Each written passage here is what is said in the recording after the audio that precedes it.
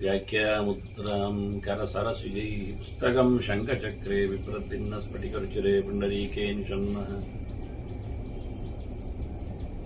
अम्लानश्रीरमृतविशदैरंशभिप्लावयन् मामाविर्भूयादनगमहिमा मानसे वागधीशः नमस्ते प्राणेश प्रणतविभवायावनिमगाः नमः स्वामिन् रामप्रियतमनमन् गुरुगुण नमस्तुभ्यं भीमप्रबलतमकृष्णेष्ट भगवन् नमः श्रीमन्मध्वप्रदिश सुदृशन्नो जय जय श्रीगुरुभ्यो नमः नारायणं सुरगुरुं जगदेकनाथं भक्तप्रियं सकललोकनमस्कृतं च त्रैगुण्यवर्जितमजं विभुमाद्यमीशं वन्दे भवग्रम् अमरासुरसिद्धवन्द्यं नारायणं नमस्कृत्य नरं चैव नरोत्तमं देवीं सरस्वतीं व्यासं ततो जयमुदीरये ವೇದವ್ಯಾಸರ ಮಹಾಭಾರತದ ಚಿಂತಕರಿಗೆ ವಂದನೆಗಳು. ಶಾಂತಿ ಪರ್ವದ 148ನೆಯ ಪ್ರವಚನ. ಮತ್ತೆ ಧರ್ಮರಾಜ ಭೀಷ್ಮರಲ್ಲಿ ರಾಜನ ಕರ್ತವ್ಯದ ಬಗ್ಗೆ ಪ್ರಶ್ನಿಸ್ತಾನೆ. ಕಿಂ ಪಾರ್ಥಿವೇನ ಕರ್ತವ್ಯಂ ಅಂತ. ಕೆಲಸ ಸುಮಾರೇ ಇರ್ತದೆ, ಆದರೆ ದುಃಖ ನೋವು ಸಂಕಟ ಬಂದ್ರೆ ಅದಕ್ಕೆ ಹೇಳ್ತಾನೆ ಕಿಂಚ ಕೃತ್ವಾ ಸುಖೀ ಭವೇದಂತ. ಅವನು ಆರಾಮವಾದ ನೆಮ್ಮದಿಯಾದ ಆನಂದವನ್ನು ಪಡೆಯುವಂತೆ ಅವನ ಕೆಲಸ ಇರಬೇಕು ಅಂತ. ಎಂಥದು ಅಂತ ಕೇಳುತ್ತಾನೆ ಭೀಷ್ಮರು. ಅದಕ್ಕೊಂದು ಕತೆ ಹೇಳುತ್ತೇನೆ ಅಂತ ಹೇಳುತ್ತಾರೆ. ಇದು ಒಂಟೆ ಕತೆ ಕೇಳುವುದಾದ್ರೆ. ಜಾತಿಸ್ಮರ, ಅದಕ್ಕೆ ಜನ್ಮಾಂತರದ ನೆನಪು ಉಂಟು ಅಂತಹ ಒಂದು ಹಿಂದಿನ ರಾಜನರಿಯಂತೆ ಇದಕ್ಕೂ ನೆನಪಿದೆ. ಅಂದರೆ ಪ್ರಾಣಿಗಳಿಗೆ ಕಥೆಗಳಲ್ಲಿ ಎಲ್ಲ ಕೆಲವೊಮ್ಮೆ ನೆನಪಿರುವ ಸಂಗತಿ ಹೇಳುವುದರಿಂದ ಅವುಗಳಿಗೆ ನೆನಪಿರ್ತದೆ ಅಂತ ಆಯಿತು. ಈಗ ಗಜೇಂದ್ರ ಮೋಕ್ಷದಲ್ಲಿ ಮೊಸಳೆಗೆ ಆನೆಗೆ ನೆನಪಿರುವಂತೆ ಅವರವರಿಗೆ ತಾವು ಶಾಪಗ್ರಸ್ತರು ಅಂತ, ಅಪ್ಸರೆಯರಿಗೆ ಮೊಸಳೆಯಾದಾಗ ನೆನಪಿರುವಂತೆ. ನೆನಪು ಯಾಕೆ ಬೇಕು ಅಂದ್ರೆ ನಳಕೂಬರರಿಗೆ ಮಣಿಗ್ರೀವರಿಗೆ ಇದ್ದ ಹಾಗೆ ನೆನಪು ಯಾಕೆ ಕೊಡಬೇಕು ಅಂದ್ರೆ ಶಾಪದಲ್ಲಿ ಅವರಿಗೆ ಸರಿ. ಯಾಕೆಂದ್ರೆ ನೋವನ್ನು ಅನುಭವಿಸ್ಲಿಕ್ಕೆ ನಾನು ಹಾಗೆ ದೇವತೆಯಾಗಿದ್ದವ ದೇವತಾ ರೂಪವನ್ನು ಪಡೀಲಿಕ್ಕಾಗದೆ ಈ ವಿರೂಪದಲ್ಲಿ ಕುರೂಪದಲ್ಲಿ ಅದರೊಳಗೆ ಸಹಜವಾದ ಪ್ರಕ್ರಿಯೆಗಳನ್ನು ನಡೆಸಬೇಕು. ಮತ್ತೆ ತಿನ್ನದೆ ಹೋದ್ರೆ ಸಂಕಟ ಆಗುತ್ತೆ ಆ ದೇಹಕ್ಕೆ. ಹಾಗಾಗಿ ಅವರಿಗೆ ಅದರದ್ದು ನೋವು ಪ್ರಾಯಶ್ಚಿತ್ತಕ್ಕೋಸ್ಕರ ಅವರಿಗೆ ನೆನಪು ಕೊಡುವುದೆನ್ನುವುದು ಸತ್ಯ ಆಗಬಹುದು. ಹಾಗೆಯೇ ಕೆಲವಕ್ಕೂ ಸಹ ಈಗ ಮನುಷ್ಯರಲ್ಲಿ ಕೆಲವರಿಗೆ ಯಾರು ತಾವೊಂದು ಗೊತ್ತಿದ್ರೆ ಅವನು ಹೇಳಿಕೊಂಡು ತಿರುಗಬೇಕಾಗಿಲ್ಲ ಅವರು. ಅದರಂತೆ ಈ ಒಂಟೆಗೂ ತಾನು ಯಾರೊಂದು ಗೊತ್ತಿರ್ಲಿಕ್ಕೆ ಹೋಗಿ ಜನ್ಮಾಂತರದ ನೆನಪಿನಲ್ಲಿ ಅದೇನ್ ಮಾಡಿತ್ತು ಅಂದ್ರೆ ತಪಸ್ಸು ಮಾಡಿತು. ಜಾತಿಸ್ಮರ ಮಹಾನುಷ್ಟ್ರ, ಶ್ರೇಷ್ಠವಾದದ್ದೇ, ಯೋಗ್ಯತೆಯಲ್ಲಿ ಹಿರಿಮೆಯನ್ನು ಪಡೆದದ್ದೇ ಅಂತ. ಪ್ರಜಾಪತಿ ಕುಲೋದ್ಭವ ಹಿಂದಿನದ್ದು.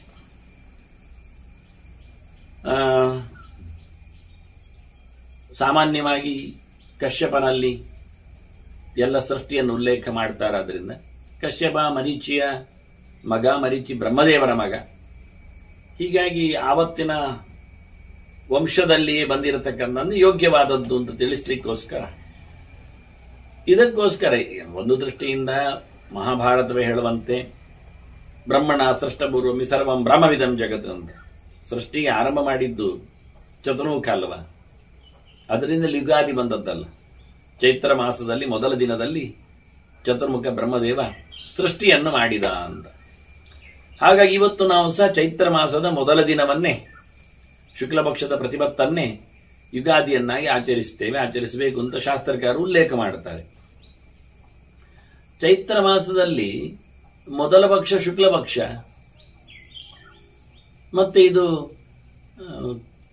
ಕೃಷ್ಣ ಪಕ್ಷ ಆದಿಯಾಗಿ ಎಲ್ಲ ಆಗುವುದು ಹೇಗೆ ಮಾಡುವುದು? ಕೆಲವರು ವರ್ಷ ಲೆಕ್ಕವನ್ನು ಕೃಷ್ಣಾದಿಯಾಗಿ ಮಾಡಿಕೊಂಡೆಲ್ಲ ಹೋಗ್ತಾರಲ್ಲ.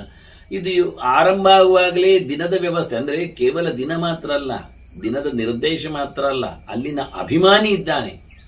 ಚೈತ್ರ ಮಾಸದ ಅಭಿಮಾನಿ, ಶುಕ್ಲ ಪಕ್ಷದ ಅಭಿಮಾನಿ, ಪ್ರತಿಪತ್ತಿಯ ಅಭಿಮಾನಿ ಅಲ್ಲಿ ಯಾವತ್ತಿರುವಂಥದ್ದು. ಇದನ್ನೆಲ್ಲ ಮಧ್ವಾಚಾರ್ಯರು ಕೃಷ್ಣಾಷ್ಟಮಿಯ ಬಗ್ಗೆ, ಕೃಷ್ಣ ಬಗ್ಗೆ, ಜನ್ಮದ ಬಗ್ಗೆ ಹೇಳುವಾಗ ಭಾದ್ರಪದ ಮಾಸ ಅಂತ ಹೇಳಿದ್ರು. ಅದು ಭಾದ್ರಪದ ಅಂದ್ರೆ ಶ್ರಾವಣವೇ ಆಗ್ತದೆ, ಅದು ಲೆಕ್ಕಾಚಾರ ಹಾಗೆ ಹೀಗೆ ಅಂತ ಹೇಳಿಕೊಳ್ಳುವವರು ಈ ಯುಗಾದಿಯನ್ನೆಲ್ಲ ಪುರಾಣದಲ್ಲಿ ಕೂಡಿಸುವುದೇಗೆ, ಹೇಳುವುದೇಗೆ? ಅಲ್ಲದಿದ್ರೂ ವಿಷ್ಣು ತೀರ್ಥರು ಹೇಳುವಾಗ ಸಿಂಹ ಮಾಸೇತು ರೋಹಿಣ್ಯಾಮ ಹೇಳಿಬಿಡ್ಲಿಕ್ಕೆ ಹೋಗಿ ಶ್ರಾವಣವೇ ಕಟ್ಟಿನಿಟ್ಟಿನಲ್ಲಿ ಮಾಡಲಿಕ್ಕೆ ಬರುವುದೇ ಇಲ್ಲ ಅನ್ನುವುದನ್ನು ಸ್ಪಷ್ಟಪಡಿಸಿ ಆಯಿತು. ಇನ್ನು ನಿಮಗೆ ಭಾದ್ರಪದ ಅಂತ ಏನು, ಶ್ರಾವಣ ಅಂತೇನು, ಅದು ಯಾವುದರ ವಿಷಯದಲ್ಲಿಯೂ ಚಿಂತನೆ ಮಾಡುವಾಗಿಲ್ಲ. ಯಾವತ್ತು ರೋಹಿಣಿ ಯೋಗ ಕೃಷ್ಣ ಪಕ್ಷದ ಅಷ್ಟಮಿಗೆ ಇರ್ತದೆ ಅವತ್ತೇ ಆಚರಣೆ ಅಂತ ಹೇಳಿದ ನಂತರ ಮತ್ತೇನು ಚರ್ಚೆ. ಹಾಗೆ ಇಡೀ ಜಗತ್ತೇ ಬ್ರಹ್ಮನಿಂದ ಸೃಷ್ಟಿಯಾದ್ದರಿಂದ ಎಲ್ಲವೂ ಬ್ರಾಹ್ಮ ಜಗತ್ತೇ. ಮತ್ತೆ ವೃತ್ತಿಯನ್ನಿಟ್ಟುಕೊಂಡವರು ಬೇರೆ ಬೇರೆ ಮಾಡಲಿಕ್ಕೆ ಹೋಗಿ ಅವರಿಗೆ ಬೇರೆ ಬೇರೆಯಾದ ಜಾತಿಯ ಹೆಸರು ಬಂತು. ಕರ್ಮಣ ವರ್ಣತಾಂಗತ ಅಂತ ಹೇಳಿ ವೈಶ್ಯ ಅಂತ ಕರೀಲಿಕ್ಕೆ ಶುರು ಮಾಡಿದ್ರು, ವ್ಯಾಪಾರ ಧರ್ಮವನ್ನು ಮಾಡಿದ್ರೆ. ರಾಜನ್ಯ ಅಂತ ಕರೀಲಿಕ್ಕೆ ಶುರು ಮಾಡಿದ್ರು, ಹೋರಾಟ ಆಡಳಿತ ಮಾಡಲಿಕ್ಕೆ ಶುರು ಮಾಡಿದ್ರೆ. ಹಾಗೆ ಅದರಂತೆ ಅತ್ಯುತ್ತಮ ಕುಲದ ಹಿನ್ನೆಲೆ ಇದಕ್ಕೆ ಇದೆ ಅಂತ ಹೇಳಲಿಕ್ಕೆ ಬ್ರಹ್ಮದೇವರು ಹಾಗೆ ಸೃಷ್ಟಿ ಮಾಡುವಾಗ ತಾನು ಸಹ ಅನೇಕ ರೂಪಗಳನ್ನು ತಳೆದು ಅನೇಕ ಪ್ರಾಣಿಗಳ ಪ್ರಪಂಚದ ಸೃಷ್ಟಿಯನ್ನು ಮಾಡಿದ್ದಾರೆ ಅವರು. ಅದನ್ನು ಉಪನಿಷತ್ತುಗಳು ಮಾತಾಡುತ್ತಾರೆ. ಆದ್ರಿಂದ ಹಾಗೆ ಹಳೆಯ ಸೃಷ್ಟಿಯಲ್ಲಿ ಬಂದಿರತಕ್ಕ ಈ ಒಂಟೆ ಅಂತ ಹೇಳಿದ್ದು ಒಂದು ವಿಷಯ. ಇನ್ನೊಂದದ್ದು ತಪಸ್ಸು ಮಾಡುವುದು ಚತುರ್ಮುಖನನ್ನೇ, ಅದಕ್ಕೋಸ್ಕರ ಹೇಳಿತ್ತು. ನನ್ನ ವಂಶದ ಹಿರಿಯ ಅಂತ ಹೇಳಿಕೊಳ್ಳಿಕ್ಕೋಸ್ಕರ ಆ ಹಿರಿತನದಲ್ಲಿ ಬಂದದ್ರಿಂದ ಅದು ಚತುರ್ಮುಖನನ್ನೇ ತಪಸ್ಸು ಮಾಡಿತ್ತು. ಹೆಚ್ಚಿನ ತಪಸ್ಸುಗಳೆಲ್ಲ ಹೆಚ್ಚಾಗಿ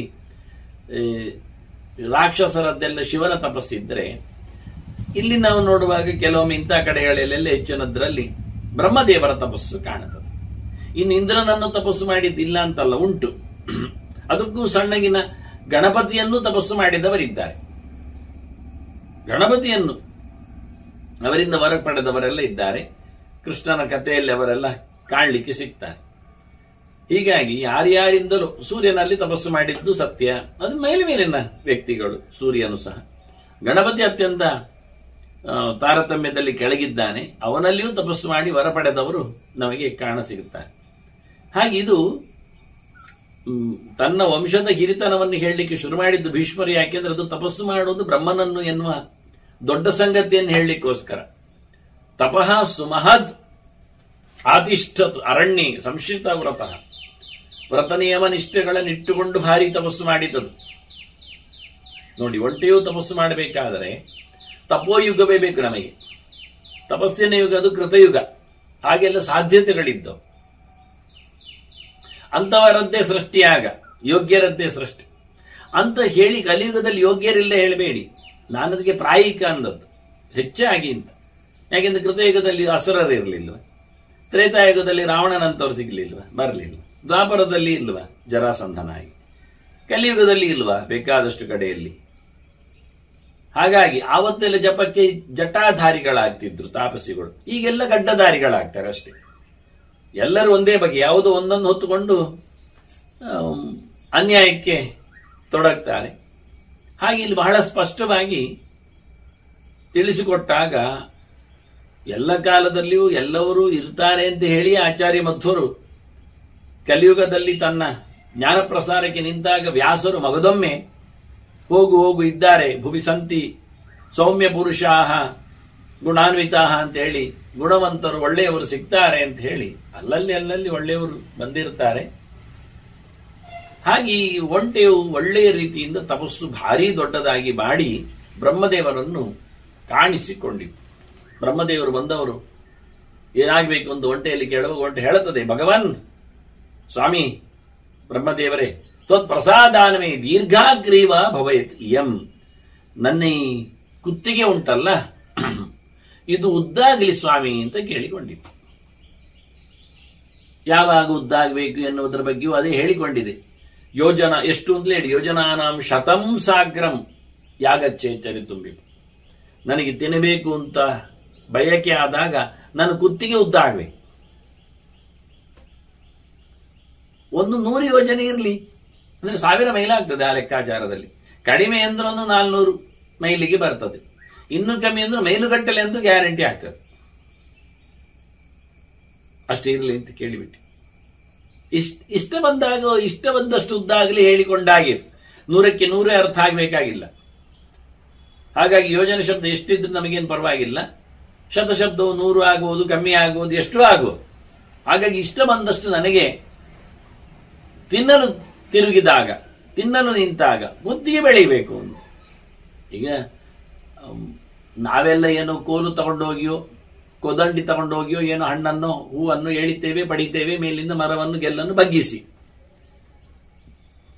ಆನೆ ಆದ್ರೆ ಸೊಂಡಿಲು ಹಿಡಿದು ಬಗ್ಗಿಸ್ತದೆ ತನಗೆ ಸಿಗಬೇಕಾದ್ದನ್ನು. ಇನ್ನೂ ಒಮ್ಮೆ ಸಿಗಲಾರದಷ್ಟು ಎತ್ತರದಲ್ಲಿದ್ರೆ ತಲೆಯನ್ನ ಮರವನ್ನೇ ದೂಡಿ ಕೆಳಗೆ ಬೀಳಿಸಿ ಬಡಿತದೆ. ಇದು ಇತರ ಪ್ರಾಣಿಗಳಿಗೆಲ್ಲ ಆಗುವುದಿಲ್ಲ. ಎಲೆ ತಿನ್ಲಿಕ್ಕಾಗ್ಲಿ, ಕಾಯಿ ತಿನ್ಲಿಕ್ಕಾಗ್ಲಿ ಅವುಗಳಿಗೆ ಸೊಂಡಿಲು ಇಲ್ಲ. ಸೊಂಡಿಲು ಅಂದ್ರೆ ಕೈ ಗಾತ್ರದಲ್ಲಿ ಬರುವುದಿಲ್ಲ ಅವುಗಳಿಗೆ. ಕುತ್ತಿಗೆ ಮಾಡಿದ್ದಷ್ಟು ಸಿಗ್ತದೆ, ಇಲ್ಲಾದ್ರೆ ಇಲ್ಲ. ತಲೆ ಬಾಗಿದ್ದಷ್ಟು ಆಯ್ತು, ನಾಲಿಗೆ ಚಾಚಿದ್ದಷ್ಟು ಬಂತು. ಅದಕ್ಕೇನು ಮಾಡಿದ್ದು ಉಪಾಯ? ಕುತ್ತಿಗೆ ಉದ್ದ ಆದ್ರೆ ಹೇಗೆ, ಅದಕ್ಕೆ ಅನುಗುಣವಾಗಿ ಸರಿ ಏ ವಸ್ತು ಅಂದ ಬ್ರಹ್ಮದೇವ. ಆಗ್ಲಿ ಅಂದ. ತಪಸ್ಸಿನ ಕತೆ ನೋಡಿ. ತಿನ್ನುವುದೇ ತಪಸ್ವಿಗಳು ಕಮ್ಮಿ. ಸುಚರಿತ ವ್ರತ ಅಂತ ಬೇರೆ ಉಂಟು ಅದಕ್ಕೆ. ಅದರಲ್ಲಿಯೂ ತಿನ್ನುವುದರಲ್ಲಿ ಒಂದು ಮತ್ತಷ್ಟು ಸುಖವಂತಿಕೆಯನ್ನು ಹುಡುಕಿಕೊಂಡಿತಿ ಪ್ರಾಣಿ. ಅದಕ್ಕೆ ಪ್ರಾಣಿ ಅನ್ನೋದು ಸಾಮಾನ್ಯವಾಗಿ. ಆಯ್ತು ಅಂದೆ ಬ್ರಹ್ಮದೇವ ಹೇಳಿದ್ದಾನೆ. ಇದು ಬಹಳ ಚಂದವಾಗಿ ಹೇಗೂ ನನಗೆ ಗುತ್ತಿಯುದ್ಧ ಆಗತ್ತೆ. ಯಾರು ನಡ್ಕೊಂಡು ಹೋಗ್ತಾರೆ, ಮರದ ಹತ್ತಿರ ಆದರೂ ಕಾಡಿನಲ್ಲಿ ಆದ್ರೂ ಹೋಗುವುದೇನು, ಎಲ್ಲಿಯಾದ್ರೂ ಒಂದು ಕಡೆ ನಿಂತು ಬಿಡುವುದು, ಕೂತು ಬಿಡುವುದು, ಕುತ್ತಿಗೆಯನ್ನು ಕಳಿಸಿ ಬಿಡುವುದು ಅಂತ ಶುರು ಮಾಡಿತದು. ಸ ಚಕಾರತದ ಆಲಸ್ಯಂ ವರದಾನಾತು ಸುದುರ್ಮತಿ. ಈ ವರ ಸಿಕ್ಕಿದ ನಂತರ ತಲೆ ಹಾಳಾಯಿತು. ಆಲಸ್ಯದಲ್ಲಿ ಮೈಗೂಡಿತು. ತಿನ್ಲಿಕ್ಕೋಸ್ಕರ ತಿರುಗುವಂತೆ ನೋಡಿ. ಪ್ರಾಣಿಗಳು ತಿನ್ಲಿಕ್ಕೋಸ್ಕರ ತಿರುಗ್ತಾವೆ ಎನ್ನುವುದು ವಾಡಿಕೆ. ಹಕ್ಕಿಗಳು ಎಲ್ಲ, ಪ್ರಾಣಿಗಳೆಲ್ಲ ತಿರುಗ್ತಾನೆ ಇರ್ತವೆ, ತಿಂತಾನೆ ಇರ್ತವೆ, ತಿಂತಾವೆ ತಿರುಗ್ತಾವೆ, ತಿರುಗ್ತಾವೆ ತಿಂತಾವೆ. ಮನುಷ್ಯ ಆಗಲ್ಲ, ಕೂತಿರ್ತಾನೆ, ಕೆಲಸ ಮಾಡ್ತಾನೆ. ಹೀಗಾಗಿ ಈ ಪ್ರಾಣಿ ಇನ್ನಷ್ಟು ಮನುಷ್ಯನಾಗಿ ಕೂತ್ಬಿಟ್ಟಿತು. ಆಲಸ್ಯ. ತಲೆಯನ್ನು ಓಡಿಸಿದು. ತಲೆಯಲ್ಲ, ಕುತ್ತಿಗೆಯನ್ನು ಓಡಿಸಿದು, ತಲೆ ಓಡಿಸಲಿಲ್ಲ. ಚರಿತು ಗಂತುಂ ದುರಾತ್ಮ ಕಾಲಮೋಹಿತ. ಇದು ಯಾಕೆ ಆಯಿತು ಕೇಳಿದ್ರೆ, ತಪಸ್ಸು ಮಾಡಿತ್ತಲ್ಲ, ಸ್ವಲ್ಪ ಪ್ರಜ್ಞೆ ಉಂಟಲ್ಲ ಕೇಳಿದ್ರೆ, ಇಲ್ಲಪ್ಪ, ಕೆಟ್ಟವರು ತಪಸ್ಸು ಮಾಡುವುದುಂಟು, ಅದಕ್ಕೆ ದುರಾತ್ಮ ಅಂದದ್ದು. ಇದು ಒಳ್ಳೆಯದೇನಲ್ಲ. ತಪಸ್ಸು ಅಂದ ತಕ್ಷಣ ಒಳ್ಳೆಯವರನ್ನು ತಿಳ್ಕೊಳ್ಬೇಕು. ಹಿರಣ್ಯಕಶಿಪು ತಪಸ್ಸು ಮಾಡಲಿಲ್ವಾ? ಏನು ಅಂತ? ಬ್ರಹ್ಮನನ್ನೇ ತಪಸ್ಸು ಮಾಡಿದ್ದ. ಏನು ಅಂತ? ಇನ್ನೊಂದು ಬ್ರಹ್ಮ ನಾನು ಆಗ್ತೇನೆ ಅಂತ. ಇದು ಒಂದು ಅರ್ಥವಾ? ಇನ್ನೊಂದು ಪ್ರಪಂಚ ನಾನು ನೋಡಿಕೊಳ್ಳುತ್ತೇನೆ ಅಂತ, ಬೇರೆ ಮಾಡುತ್ತೇನೆ ಅಂತ. ದೇವತೆಗಳ ಯಾದಿಯಲ್ಲಿ ಸುಪರ್ದಿಯಲ್ಲಿ ಪ್ರಪಂಚ ಇಲ್ಲದಂತೆ ಮಾಡಿ ನಾನೇ ಬ್ರಹ್ಮನಾಗ್ತೇನೆ ಅಂತ ಹೊರಟವ. ನಾಳೆ ಆದ್ರೂ ಆಗ್ತೇನೆ, ತಪಸ್ಸು ಮಾಡುತ್ತೇನೆ, ನೋಡುವ. ಕೊನೆಗೆ ಬ್ರಹ್ಮನಲ್ಲೇ ಕೇಳಿಬಿಡುವ, ನೀನು ಇಳಿ, ನಾನು ಕೂತ್ಕೊಳ್ಳುತ್ತೇನೆ ಅಂತ. ವರ ಹೀಗೆ ಅನ್ಯಥಾಹಂ ವಿಧಾಸ್ಯೇಹಂ ಅಂತ ಹೇಳಿಕೊಂಡು ಹೊರಟವ ಹಿರಣ್ಯಕಶಿಪು. ಅವನ ತಪಸ್ಸೇನು ದೊಡ್ಡ ಸಂಗತಿ ಆಯ್ತು. ಬ್ರಹ್ಮದೇವ ವಿಜ್ಞಾನಮಯ ಕೋಶದ ಅಧಿದೇವತೆ, ಜೀವೋತ್ತಮ ತತ್ವ, ಅದನ್ನು ಉಪಾಸನೆ ಮಾಡಿದ ಏನು ವರ ಕೇಳಿದ ಹಿರಣ್ಯಕಶಿಪುವಿನ ಕಥೆ ಹೇಗಿದೆ. ಇದು ದುರಾತ್ಮ, ಒಳ್ಳೆಯದೇನಲ್ಲ ಇದು. ಹಾಗಾಗಿ ಹೋಗ್ಲಿಕ್ಕೆ ಇಷ್ಟಪಡಲಿಲ್ಲ, ತಿನ್ಲಿಕ್ಕೆ ಹೋಗ್ಲಿಕ್ಕೆ ಇಷ್ಟಪಡೋದಿಲ್ಲ ಇದು. ಆ ನಮೂನೆ ಏನಾಯ್ತು ಕೇಳಿದ್ರೆ, ಇದಕ್ಕೆ ಕಾಲದ ಪ್ರಭಾವ. ಏನ್ ಮಾಡು, ಪ್ರತಿಯೊಬ್ಬನಿಗೂ ಹೋಗುವ ಕಾಲ ಬಂದಾಗ ಏನೋ ಒಂದು ಕೆಟ್ಟ ಕೆಲಸ ಮಾಡಿಬಿಡ್ತಾನೆ. ಸಾವಿಗೆ ಎದುರಾದಾಗ ಮನುಷ್ಯನ ಚರ್ಯ ಬದಲಾಗ್ತದೆ. ಅದೇ ಕಾಲ ಅಂತಿರ್ತದೆ. ಏನೋ ಕೆಲವರಿಗೆ ನಿಂದೆ ಮಾಡುತ್ತಾನೆ, ಆ ಶಾಪ ತಡತದೆ. ಏನೋ ಯಾವುದೋ ಒಂದು ಬದಲಾವಣೆಗೆ ಹೋಗ್ತಾನೆ ಧರ್ಮ, ಅದೇನೋ ತಿರುವು ಹೊಡಿತದೆ. ಹೀಗಾಗಿ ಕಾಲ ಚೋದನೆಯಿಂದಾಗಿ, ಕಾಲದ ಮೋಹಕ್ಕೆ ಒಳಗಾಗಿ ಇದು ಹೀಗೆ ಮಾಡಿತು. ಎಲ್ಲಿಯೂ ಹೋಗದೆ ಇದ್ದಲ್ಲಿ ಕೂತ್ಕೊಂಡು ಕುತ್ತಿಗೆಯನ್ನು ಗಳಿಸಿ ತಿನ್ನಲಿಕ್ಕೆ ಶುರು ಮಾಡಿತು. ಹಾಗೇನಾಯ್ತು, ಒಂದು ಸರ್ತಿ ಅಲ್ಲಿ ಗಾಳಿ ಬಂತು. ಗಾಳಿಯಿಂದಾಗಿ ಮೋಡವಟ್ಟಾಯಿತು. ಕಾಡಿನಲ್ಲಿ ಮಳೆ ಸುರಿಸಿತು. ಇದು ತನ್ನ ಕುತ್ತಿಗೆಯನ್ನು ಕಳಿಸಿಕೊಟ್ಟಿದೆ. ಎಲ್ಲಿಯೋ ಉಂಟು ಕುತ್ತಿಗೆ, ಗುಹೆಯೊಳಗೆ ಹಾಕಿ ಕೂತಿತು. ಕೊನೆಗೆ ಮಳೆ ಬಂದಾಗ ಬಂಡೆಯನ್ನು ಮಾತ್ರ ಒದ್ದೆ ಆಗದಾಗಿ ಮಾಡಿಕೊಂಡು ಕೂತಿತು. ಅಲ್ಲಿ ಒಂದು ಜಂಬುಕ ಪರಿವಾರ ಬಂತು. ಪರಿವಾರ ಅಂದ್ರೆ ಅದು ಹೆಂಡತಿ ಸಮೇತ ಬಂತು. ನರಿ ದಂಪತಿಗಳ ಪ್ರವೇಶ ಆಯ್ತು. ಚಳಿಯಾಗಿದೆ, ಮಳೆ ಬಂದಿದೆ, ಗುಹೆ ಸಿಕ್ಕಿತಲ್ಲ ಅಂತ ಒಳಗೋಗಿದೆ. ಮೊದಲೇ ಜೋರು ಚಳಿ, ಮಳೆ ಎಷ್ಟೋ ದೂರದಿಂದ ಓಡಿ ಬಂದಿದೆ. ಎರಡು ಸಹ ಇಲ್ಲಿ ಬಂದಾಗ ಕುತ್ತಿಗೆ ಸಿಕ್ಕಿದೆ. ಅದಕ್ಕೆ ಭಾರಿ ಚಂದವಾಗಿ ನಿಲ್ಲಿಕ್ಕೆ ಶುರು ಮಾಡಿತು. ಎರಡು ಸಹ ನರಿದಂಪತಿಗಳು ಎರಡು ಸಹ ಕುತ್ತಿಗೆಗೆ ಬಾಯಾಗಿ ಕಚ್ಚಿ ಕಚ್ಚಿ ತಿಂದವು. ಹಸಿವು ಜೋರಾಗಿತ್ತು. ಇದಕ್ಕೆ ಕುತ್ತಿಗೆಯನ್ನು ಎಳ್ಕೊಳ್ಳಿಕ್ಕೆ ಆಗ್ತಾ ಇಲ್ಲ. ಅದು ಮೇಲಿನಿಂದ ಕೆಳಗಿನಿಂದ ಎಳ್ಕೊಳ್ಳು ಸಣ್ಣದು ಮಾಡಲಿಕ್ಕೋಸ್ಕರ ಪ್ರಯತ್ನ ಮಾಡ್ತಾ ಇದೆ. ಯಾವದು ಊರ್ಧ್ವಮದಶ್ಚೈವ ಗ್ರೀವಾಂ ಸಂಕ್ಷಿಪತೆ ಪಶು. ಕುತ್ತಿಗೆಯನ್ನು ತನ್ನ ಯಥಾಸ್ಥಾನಕ್ಕೆ ತರಬೇಕು ಅಂತ ಹೊರಟಿದೆ ಒಂಟೆ, ಆಗದೆ ಹೋಗಿ ತಾವತ್ತೇನ ಸದಾರೇಣ ಜಂಬುಕೇನ ಸಭಕ್ಷಿತ. ಅಷ್ಟೊತ್ತಿನಲ್ಲಿ ಎರಡು ಸೇರಿ ನರಿಗಳು ಅದನ್ನು ತಿಂದು ಹಾಕಿಬಿಟ್ಟಿವೆ. ಅಲ್ಲಿ ಏನು ಮಾಡು, ಒಂಟೆ ಸತ್ತಿತು. ಇವುಗಳಿಗೆ ಮತ್ತೆ ಮಳೆ ನಿಂತಿತು. ವಿಗತೆ ವಾತಾವರ್ಷೇತು ನಿಶ್ಚಕ್ರಾಮ ಗುರುಹೋದರಾತ್. ಅಲ್ಲಿಂದ ಹೊರಟೋದವು. ಅವುಗಳಿಗೆ ಆರಾಮವಾಗಿ ದೇವರು ತಿಂಡಿ ತೀರ್ಥ ಎಲ್ಲ ತಂದಿಟ್ಟ ಅಲ್ಲೇ. ಹೊರಗೆ ಮಳೆ ಬಂದಾಗ ಒಳಗೆ ಕೂತ್ಕೊಂಡು ಇರ್ಲಿಕ್ಕೆ ಮಳೆ ನಿಂತಿದ್ದು ಆರಾಮಕ್ಕೆ ಹೋಯ್ತು. ಈಗ ಕಥೆ ಏನಾಯ್ತು? ಆಲಸ್ಯಸ್ಯ ಶ್ರಮಾತ್ ಪಶ್ಯ ಮಹಾಂತಂ ದೋಷಮಾಗತ. ನೋಡಿದ್ಯಾ ಆಲಸ್ಯದ ಕಥೆ ಏನು ಅಂತ? ಸೋಮಾರಿತನ. ಆಲಸ್ಯಂತು ಮನುಷ್ಯಾಣ ಶರೀರಸ್ಥೋ ಮಹಾನ್. ಮನುಷ್ಯನ ದೊಡ್ಡ ಶತ್ರು ಯಾವುದು ಕೇಳಿದ್ರೆ ಯಾರು ಅಂತ ಆಚೀಚೆ ಹುಡುಕುವುದಲ್ಲ, ಎಲ್ಲಿದ್ದಾರೆ ಅಂತ, ಯಾವ ಊರಿನವರು ಅಂತ. ಅದಲ್ಲೇ ಅಲ್ಲ, ಇವನ ಒಳಗೆ ಉಂಟು. ಇವನ ದೇಹದಲ್ಲಿ ಕೂತಿರತಕ್ಕ ಸೋಮಾರಿತನ ಉಂಟಲ್ಲ, ನೆಕ್ಸ್ಟ್ ಅಂತ ಮತ್ತೆ ಮಾಡ್ತೇನೆ, ಆಗ್ಲಿ ಮುಂದೋಗ್ಲಿ, ನೋಡುವ ಅಂತ ಯಾರಿದ್ದಾರೆ, ಅಂತಹ ಆಲಸ್ಯಕ್ಕೆ ಬೇರೆ ಮದ್ದೇ ಇಲ್ಲ. ನೋಡಿ, ಒಂಟೆ ಆಲಸ್ಯದಿಂದಾಗಿ ತನ್ನನ್ನೇ ಕಳ್ಕೊಂಡಿತ್ತು. ನೋಡು, ದೊಡ್ಡ ದೋಷವಂತು. ತ್ವಮಪ್ಯೇವಂ ವಿಧಂ ಹಿತ್ವಾ ಯೋಗೇನ ನಿಯತೇಂದ್ರಿಯ ವರ್ತಸ್ವ. ನೀನು ಹೀಗೆ ಸರಿಯಾಗಿ ಕಲಿತು ನೋಡು. ಇದನ್ನೆಲ್ಲ ಹೀಗೆಲ್ಲ ಆಗದಾಗೆ, ಈ ಚರ್ಯೆಯನ್ನು ಮಾಡದಾಗೆ, ಆಲಸ್ಯವನ್ನು ನಡೆಸಿಕೊಳ್ಳದಾಗೆ ಅದನ್ನೆಲ್ಲ ಬಿಟ್ಟು ಉಪಾಯದಿಂದ, ಪ್ರಯತ್ನಶೀಲತೆಯಿಂದ, ದುಡಿತದಿಂದ, ಒಳ್ಳೆ ದೇಹಗಳ ಇಂದ್ರಿಯಗಳ ನಿಗ್ರಹದೊಂದಿಗೆ ನೀನು ಕೆಲಸವನ್ನು ಮಾಡಬೇಕು. ಒಳ್ಳೆ ಪ್ರಯತ್ನಶೀಲನಾಗಬೇಕು. ಉಪಾಯವರಿತು ಮಾಡಬೇಕು. ಇದು ಉಪಾಯವನ್ನು, ಆ ಉಪಾಯದ ಅಪಾಯ ಗೊತ್ತಿಲ್ಲದೆ ಉಪಾಯ ಮಾಡಿದು ಕೂತಲ್ಲಿ ತಿನ್ನುವ ಅಂತ. ಆದ್ರೆ ಅಪಾಯ ಗೊತ್ತೇ ಆಗಲಿಲ್ಲ. ಕೂತಲ್ಲಿ ತಿನ್ನುವ ಅಂದ್ರೆ ಎಲ್ಲಿಯೂ ಕೂತಿ ಹೋಗೋದು, ಯಾರ ಕಡ್ದು ಬಿಟ್ರೆ ಏನು ಮಾಡ್ಲಿಕ್ಕೆ ಆಗ್ತದೆ? ಹೀಗೆ ಯೋಚನೆಯಿಂದ, ಬುದ್ಧಿಮಂತಿಕೆಯಿಂದ ಕೆಲಸ ಮಾಡ್ಲಿಕ್ಕುಂಡು. ನೀನು ಹಾಗೆ ಮಾಡುವಂತ ಭೀಷ್ಮರು ಧರ್ಮರಾಜನ ಹೇಳ್ತಾರೆ. ಯಾಕೆಂದ್ರೆ ಬುದ್ಧಿ ಮೂಲಂತೂ ವಿಜಯಂ ಮನೋರಬ್ರವೀತ್. ಮನು ಹೇಳಿದ್ದಾನೆ, ವಿಜಯ ಎಲ್ಲಿರುದೆ? ಪೂರ್ಣವಾದಂತಹ ಜಯ. ಅದಕ್ಕೆ ತಾತ್ಕಾಲಿಕ ಜಯ ಸಿಕ್ಕಿತು. ಕೂತಲ್ಲಿ ತಿನ್ಲಿಕ್ಕೆ ಆಯ್ತಲ್ಲ, ಕುತ್ತಿಗೆ ಬೆಳೀತಲ್ಲ ಅಂತ. ಆದ್ರೆ ಅದು ಸೋಲಲ್ವಾ? ಅದರದ್ದು ದೊಡ್ಡ ಗೆಲುವಲ್ಲ. ಅದರಿಂದ ಪರ್ಮನೆಂಟ್ ಗೆಲುವು ಬರುವುದು ಯಾವಾಗ? ಬುದ್ಧಿ ಉಪಯೋಗಿಸಿದ್ದು. ಬುದ್ಧಿ ಮೂಲಂ ಅಂತ ಹೇಳಿ ವಿಜಯಕ್ಕೆ ಕಾರಣ ಅಂತ ಹೇಳಿದ್ದಾನೆ. ಅವನೇನು ಹೇಳಿಕೆ ಕೊಟ್ಟಿದ್ದಾನೆ? ಬುದ್ಧಿ ಶ್ರೇಷ್ಠಾನಿ ಕರ್ಮಾಣಿ ಬಾಹುಮಧ್ಯಾನಿ ಭಾರತ ತಾನಿ ಜಂಘಾ ಜಗನ್ಯಾನಿ ಭಾರ ಪ್ರತ್ಯವರಾಣಿ ಚ ಅಂತ. ಬುದ್ಧಿಶ್ರೇಷ್ಠಾನಿ. ಮನುವಿನ ಆದೇಶದಂತೆ ಪ್ರಶಸ್ತ ಕರ್ಮಗಳೆಲ್ಲ ಬೌದ್ಧಿಕವಾಗಿ ಬುದ್ಧಿಶ್ರೇಷ್ಠಾನಿ ಕರ್ಮಾಣಿ. ರಾಜರಿಗಂತು ಆದೇಶಗಳಿಂದ, ಆಜ್ಞೆಗಳಿಂದ. ಅದೇ ಬಾಹುಮಧ್ಯಾನಿ ಭಾರತ. ಕರ್ಮಗಳು ತೋಳುಬಲದಿಂದ ನಡೆಯುವುದಾದ್ರೆ ಆದೇಶದಿಂದಲೇ, ಮಾತಿನಿಂದಲೇ ಆಗಬೇಕು. ಆಗುವುದಿಲ್ಲ, ತೋಳನ್ನು ತೋರಿಸಬೇಕಾಗತ್ತೆ. ಕೆಲವೊಮ್ಮೆ ಯೋಚನೆಯಲ್ಲಿ ಆಗಿ ಹೋಗ್ತದೆ, ಕೆಲವೊಮ್ಮೆ ದುಡಿತದಿಂದ ಸಾಧ್ಯ ಮಾಡಿಸಬೇಕಾಗ್ತದೆ. ಹೇಳಿ ಆಗದಿದ್ದದ್ದನ್ನು ಮಾಡಿ ತೋರಿಸಬೇಕಾಗತ್ತೆ. ಇನ್ನು ಮುಂದೋದ್ರೆ ಕೆಲವಂತೂ ಅತ್ಯಂತ ಓಡಾಡಿಕೊಂಡು ಮಾಡುವಂಥದ್ದಾಗ್ತದೆ. ತಾನಿ ಜಂಘಾಜಗನ್ಯಾನಿ ಅಂತ. ಕೂತಲ್ಲಿ ಆಗುವುದಿಲ್ಲ, ಕೈ ಇಟ್ಟರೂ ನಡೆಯುವುದಿಲ್ಲ, ಓಡಾಡಿಕೊಂಡು ಆಗೀಗೆ ಮಾಡಿಕೊಂಡು ಮಾಡಬೇಕು. ಅದರಲ್ಲಿಯೂ ಭಾರ ಪ್ರತ್ಯವರಾಣಿಚ. ಮೂಟೆ ಹೊತ್ಕೊಳ್ಬೇಕಾಗ್ತದೆ, ಭಾರ ಹೊರಬೇಕಾಗ್ತದೆ, ಕೆಲಸದ ಮೇಲೆ ಒತ್ತಡ ಬೀಳ್ತದೆ. ಇವೆಲ್ಲ ಅಷ್ಟು ದೊಡ್ಡ ಸಂಗತಿಗಳಲ್ಲ. ಇದು ಹೆಚ್ಚು ಭಾರ ಕೊಟ್ಟಾಗೆ. ತಲೆಯಲ್ಲೇ ಮುಗಿಸಿ ಹೋದ್ರೆ ಸುಲಭ, ತೋಳಿಗೆ ಬಂದ್ರೆ ಸ್ವಲ್ಪ ಕಷ್ಟ. ಅದು ಮತ್ತೆ ಕೆಳಗಿಳಿದು ಬಿಟ್ರೆ, ಓಡಾಡಿಕೊಂಡು ಕೈಕಾಲುಗಳು ಅಲ್ಲಾಡಿಕೊಂಡೆಲ್ಲ ಮಾಡುವುದಾದ್ರೆ ಫೀಲ್ಡ್ ವರ್ಕ್ ಹೇಳ್ತೇವಲ್ಲ, ಅದು ಫೀಲ್ಡ್ ವರ್ಕ್. ಇದು ಅತ್ಯಂತ ಅಪ್ರಶಸ್ತವಾದಂತಹ ವ್ಯವಸ್ಥೆ ಅಂತ ಹೇಳ್ತಾರೆ. ಹೀಗೆ ಮನುವಿನ ಗೆರೆಯನ್ನು ಸಹ ಉಲ್ಲೇಖ ಮಾಡುವ ಭೀಷ್ಮರು, ಯಾರ ಕೈಯಲ್ಲಿ ಆಲಸ್ಯ ಇಲ್ಲದೆ ಸಾಮರ್ಥ್ಯ ವಿಶೇಷ ಇರ್ತದೆ, ಕ್ರಿಯಾಶೀಲ ಯಾರಾಗ್ತಾನೆ ಅವನ ಕೈಯಲ್ಲಿ ರಾಜ್ಯ ನಿಲ್ತದೆ ಅಂತ ಮುಖ್ಯವಾಗಿ ಹೇಳ್ತಾನೆ. ರಾಜ್ಯಂ ತಿಷ್ಠತಿ ದಕ್ಷಸ್ಯ ಸಂಗೃಹೀತ ಇಂದ್ರಿಯಸ್ಯ ಚ. ಮತ್ತೆ ಅವನು ತನ್ನ ಮೇಲೆ ತಾನೇ ಪ್ರಭುತ್ವವನ್ನು ಸಾಧಿಸಬೇಕಾಗ್ತದೆ. ಇಂದ್ರಿಯ ಚಾಪಲಕ್ಕೊಳಗಾದ್ರೆ ಯಾವ ರಾಜನ ಹತ್ತಿರದಲ್ಲಿಯೂ ರಾಜ್ಯ ಉಳಿಯುವುದಿಲ್ಲ. ಜನರು ಇನ್ನಷ್ಟು ಗೌಚಿ ಮಾಡ್ತಾರೆ.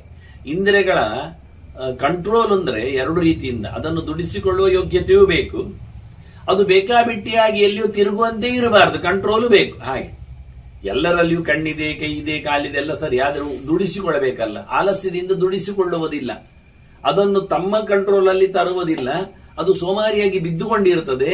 ಹಾಗಲ್ಲ, ಅದನ್ನು ಎಳೆದು ತಂದು ದುಡಿಸಿಕೊಳ್ಳುವಂತೆ ಆಗುವುದಕ್ಕೆ ದಕ್ಷತೆ ಅಂತ ಹೆಸರು. ಆ ದಕ್ಷತೆಯಲ್ಲಿ ಪ್ರಾಮಾಣಿಕತೆಯೂ ಸೇರಿರುತ್ತದೆ. ಹಾಗೆ ಒಳ್ಳೆಯ ರಾಜನಿಗೆ, ಪ್ರಾಮಾಣಿಕ ರಾಜನಿಗೆ ಬೇಕಾಬಿಟ್ಟಿಯಾಗಿ ಇಂದ್ರಿಯಗಳ ಚಾಪಲ ಇಲ್ಲದೆ ಇಂದ್ರಿಯಗಳನ್ನೆಲ್ಲ ತಾನು ಹೇಳಿದಾಗೆ ಒಳ್ಳೆಯದರೆಡೆಗೆ ದುಡಿಸಿಕೊಳ್ಳತಕ್ಕಂತಹ ಕ್ರಿಯಾಶೀಲತೆ ಇದ್ದಲ್ಲಿ ಅವನು ಒಳ್ಳೆಯ ರಾಜನಾಗ್ತಾನೆ.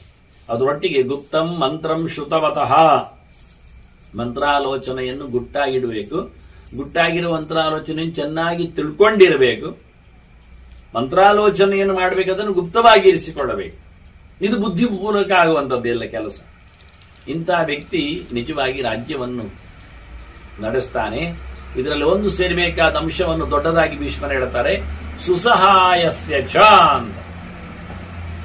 ಸುಸಹಾಯಸ್ಯ ಚಾನಕ, ಒಳ್ಳೆ ಅವನಿಗೆ ಗೆಳೆಯ ಬೇಕು, ಮಂತ್ರಿ ಬೇಕು, ಸಹಾಯಕ ಬೇಕು. ಅದು ನಾವು ಇವತ್ತೇನು PA ಅಂತೇವೆ, ಪರ್ಸನಲ್ ಸೆಕ್ರೆಟರಿ ಅಂತ ಕರಿತೇವೆ. ನಡೆಸಿಕೊಡುವವನು ಮಂತ್ರಿಗೆ, ರಾಜನಿಗೆ ಮಂತ್ರಿ ಇದ್ದ ಹಾಗೆ ಅಲ್ಲ. ಹಾಗಾಗಿ ಅಂತಹ ಒಳ್ಳೆ ಸಹಾಯಕ ರಾಜನಿಗಿದ್ರೆ ಏನು ಬೇಕಾದ್ರೆ ಮಾಡುತ್ತೆ. ಅವನಲ್ಲಿ ಬುದ್ಧಿ ಇರ್ತದೆ, ಅದಕ್ಕೆ ಬೆಂಬಲ ಕೊಡುವ ಒಬ್ಬ ಗಟ್ಟಿಗ, ಬುದ್ಧಿಮಂತ, ನೈತಿಕ ಮೌಲ್ಯವನ್ನು ಅರಿತವ, ಸ್ವಾರ್ಥ ಇಲ್ಲದವ ಸಿಕ್ಕಿದ್ರೆ ಬಹಳ ಚೆನ್ನಾಗಾಗ್ತದೆ. ಅಸಹಾಯವತೋ ಹ್ಯರ್ಥ ನತಿಷ್ಠಂತಿ ಕದಾಚನ. ಸಹಾಯಕಾರರು ಇಲ್ಲದೆ ಹೋದಲ್ಲಿ ರಾಜನಿಗೆ ಒಬ್ಬ ಅಲ್ಲ, ಸುಮಾರು ಜನ ಸಹಾಯಕರು ಬೇಕು. ಇತ್ತ ಸೇನಾಪತಿ ಇದ್ದಾಗೆ, ಅರಮನೆಯಲ್ಲಿ ಗುರುಗಳು ಮಂತ್ರಿಗಳು ಎಲ್ಲ ಇದ್ದಾಗೆ, ಪುರೋಹಿತರು ಇದ್ದಾಗೆ, ಮಿತ್ರನು ವಿದೂಷಕನು ಇರುವ ಹಾಗೆ, ಕೊನೆಗೆ ಅವನ ಮಕ್ಕಳು ಹೆಂಡತಿ ಇವರು ಸೇರಿಕೊಂಡಾಗ ಅವರೆಲ್ಲ ಸಹಾಯ ಮಾಡದೇ ಇದ್ರೆ ಅವನ ಸಂಪತ್ತೆಲ್ಲ ಲೂಟಿ ಆಗ್ತದೆ, ವ್ಯರ್ಥ ಆಗ್ತದೆ, ಫೋಲ್ ಆಗ್ತದೆ. ಹಾಗಾಗಿ ಒಳ್ಳೆ ರೀತಿಯಿಂದ ರಾಜ್ಯಭಾರ ಮಾಡುವಲ್ಲಿ ತಮ್ಮ ಸಹಾಯಕರು ಭಾರಿ ಚೆನ್ನಾಗಿರಬೇಕು. ಒಂದು ದೊಡ್ಡ ಸಂಸ್ಥೆಯೆಲ್ಲ ನಡೆಯುವಂಥದ್ದು ಸಹಾಯಕರ ಟೀಮಿನಿಂದಲೇ, ಗಟ್ಟಿಯಾದಂತಹ ವ್ಯವಸ್ಥೆಯಿಂದಲೇ ಆಗುವಂಥದ್ದು. ಹೀಗಿದ್ರೆ ರಾಜನಿಗೆ ಒಳ್ಳೆಯದಾಗ್ತದೆ ಅಂತ.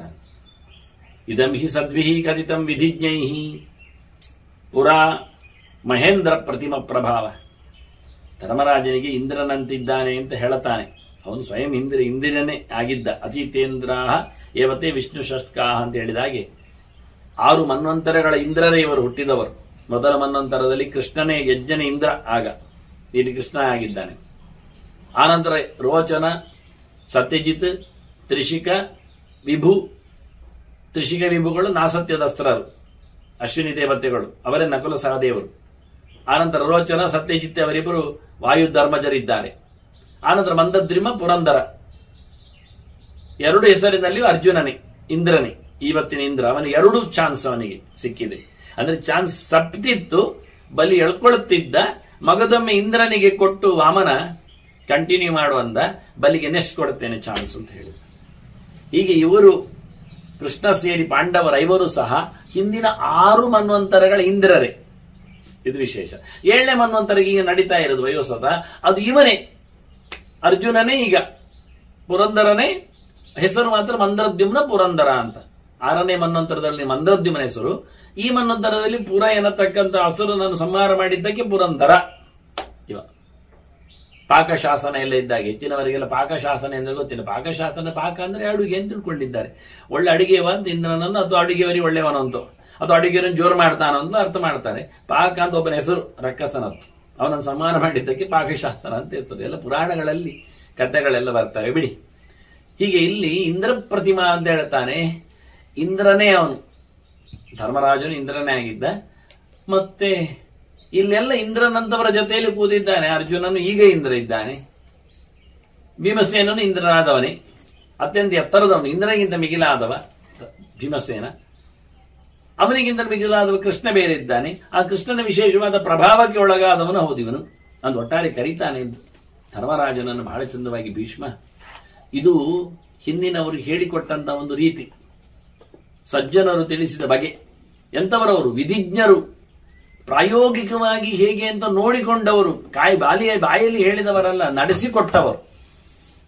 ಅದಕ್ಕೋಸ್ಕರ ನಾನು ನಿನಗೆ ಹೇಳಿದೆ, ಮಯಾಪಿ ಚೋಕ್ತಂತವ ಶಾಸ್ತ್ರದೃಷ್ಟಿಯ ತ್ವಂ ಅಪ್ರಮತ್ತಃ ಪ್ರಚರಸ್ತ ರಾಜನ್. ನೀನು ಸೋಮಾರಿಯಾಗದೆ, ಎಚ್ಚರ ತಪ್ಪದೆ, ಎಲ್ಲಿಯೂ ಸೋತು ಬೀಳದೆ, ಇಂದ್ರಿಯಗಳಿಗೆ ಭೋಗಗಳಿಗೆ ಬಲಿಯಾಗದೆ, ನೀನು ರೆಡಿಯಾಗಿ ರಾಜ್ಯ ಅಪ್ರಮತ್ತಃ ಅಂತ ಹೇಳಿ ಬಹಳ ಸ್ಪಷ್ಟವಾಗಿ ಮೈ ಮರೆಯದೆ, ಯಾವುದೋ ಬೆಳೆದಿದ್ದ ಪದಾರ್ಥಗಳನ್ನು ತಿಂದು ತೇಗಿಕೊಳ್ಳದೆ ಬಹಳ ಎಚ್ಚರದಿಂದ ಇರಬೇಕು ಅಂತ ನಾನು ಶಾಸ್ತ್ರದೃಷ್ಟಿಯ, ನಾನು ಪ್ರಾಮಾಣಿಕವಾಗಿ ಪ್ರಮಾಣಬದ್ಧವಾಗಿ ನಿನ್ನನ್ನು ತಿಳಿದು ಹೇಳುತ್ತೇನೆ. ನೋಡಿ, ನಡೆಸಿಕೊಟ್ಟವರು ಹೇಳಿದ ಕತೆ ನಾನಿದನ್ನು ಓದಿ ತಿಳಿದು ಹೇಳಿದ್ದೆ ಎಂದು ಭೀಷ್ಮ ಹೇಳುತ್ತಾನೆ. ಸಜ್ಜನರು, ದೊಡ್ಡ ದೊಡ್ಡ ಅರಸರು, ವಿಧಿಜ್ಞರು, ವಿಧಿಜ್ಞ ಅಂದ್ರೆ ಪ್ರಾಯೋಗಿಕ ತಜ್ಞರು ಅಂತ ಅರ್ಥ, ನಡೆಸಿ ತೋರಿಸಿದವರು ಹೇಳಿದ್ದು ಹೀಗಿದ್ರೆ ಒಳ್ಳೆಯದು ಅಂತ ನಾನದನ್ನು ಪುರಾಣಬದ್ಧವಾಗಿ ವಾಕ್ಯದ ನೆಲೆಯಲ್ಲಿ ನಿನಗೆ ಅದನ್ನು ಹೇಳುತ್ತಾ ಇದ್ದೇನೆ.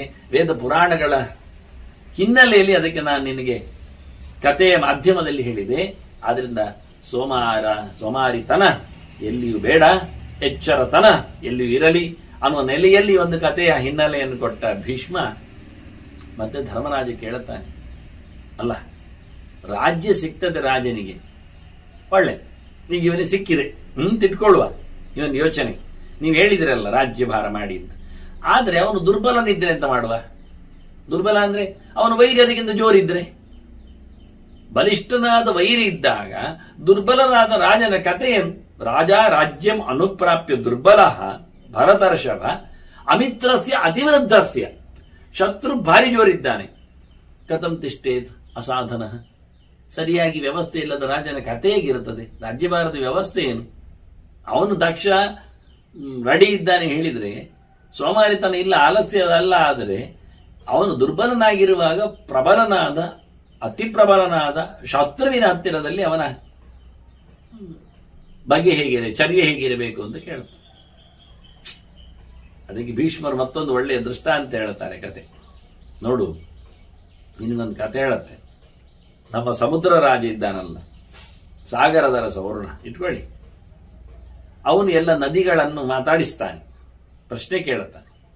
ನದಿಗಳ ಹತ್ತಿರದಲ್ಲಿ ಅವುಗಳು ವೇಗವಾಗಿ ಹರಿದು ಬಂದು ದಡಂ ದಡಂ ದುಡುಂ ದುಡುಂ ಅಂತ ಸಮುದ್ರವನ್ನು ಸೇರುವಾಗ, ಇವತ್ತು ನಾವು ಮಳೆಗಾಲದಲ್ಲಿ ನೋಡ್ತೇವಲ್ಲ ಅಬ್ಬರ, ಎಲ್ಲದರ ಅಬ್ಬರಗಳು, ಅದು ಹೇಗಿದೆ ಅಂತ ಸಮುದ್ರ ಕೇಳುತ್ತಾನೆ.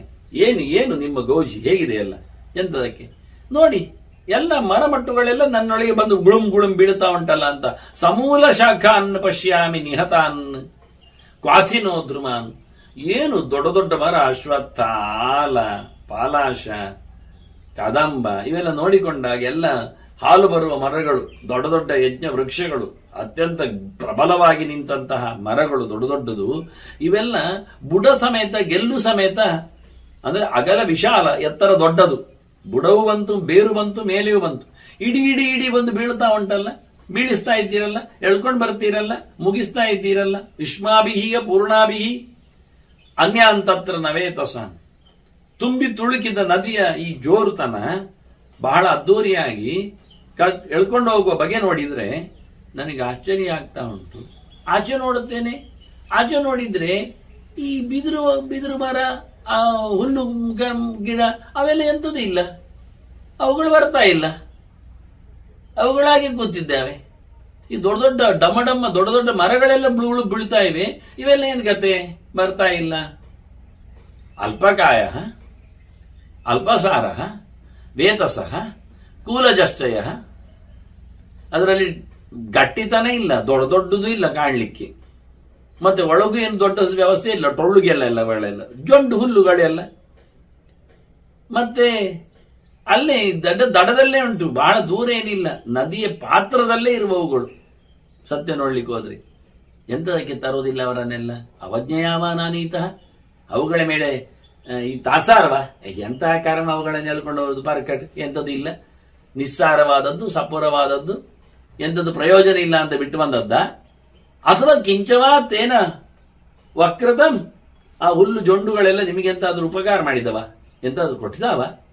ಅವುಗಳನ್ನಿಂದ ತರೋದಿಲ್ಲ, ಇವುಗಳನ್ನೆಲ್ಲ ಬೀಳಿಸಿ ಈ ದೊಡ್ಡ ದೊಡ್ಡವರನ್ನೆಲ್ಲ ಹಿಡಿದು ಹಾಕಿದ ಹಾಗೆ ಸಣ್ಣ ಸವರನ್ನೆಲ್ಲ ಅವರನ್ನ ಕದಿದ್ದಾವೆ ನಿತ್ಯ ಬೇಕಾದ್ರೆ, ಎಲ್ಲ ಕಡೆಯಲ್ಲಿ ಬರ್ತಾವೆ. ಆದ್ರೆ ಇಲ್ಲ, ದೊಡ್ಡವರು ಒಂಚೂರು ಕದ್ರು ಸಾಕು, ದೊಡ್ಡ ಸುದ್ದಿ ಆಗ್ತದೆ, ಕುಳ್ಳಿರಿಸ್ತಾರೆ, ಬ್ರಾಡ್ಕಾಸ್ಟ್ ಮಾಡ್ತಾ ಇರ್ತಾರೆ ಅವರನ್ನು. ಹಾಗೆ ಇದೆಂತ ದೊಡ್ಡ ದೊಡ್ಡ ಮರಗಳನ್ನೆಲ್ಲ ಎಳೆದು ತನ್ನು ಬುಡ ಸಮೇತ ಮಂಡೆ ಸಮೇತ ನನ್ನೊಳಗೆ ಎಸೆದು ಹಾಕ್ತಾ ಇದ್ದೀರಿ, ಇವುಗಳನ್ನೆಲ್ಲ ಇಲ್ಲೇ ಇಲ್ಲ, ಎಂತ ಅವುಗಳು ನಿಮ್ಮೊಟ್ಟು ಏನಾದ್ರೂ ಶಾಮೀಲಾಗಿದ್ದೇವೆ ಏನ್ ಕತೆ ಅಂತ ಕೇಳುತ್ತಾನೆ.